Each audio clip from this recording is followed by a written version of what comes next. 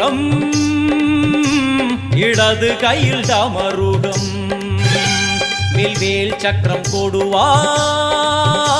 கொண்டே அவள் தோன்றுவாள் சிங்கமுதுகின் மேலே அன்னை அவள் தோன்றுவாள் அந்த அன்னைக்கு தான் இன்று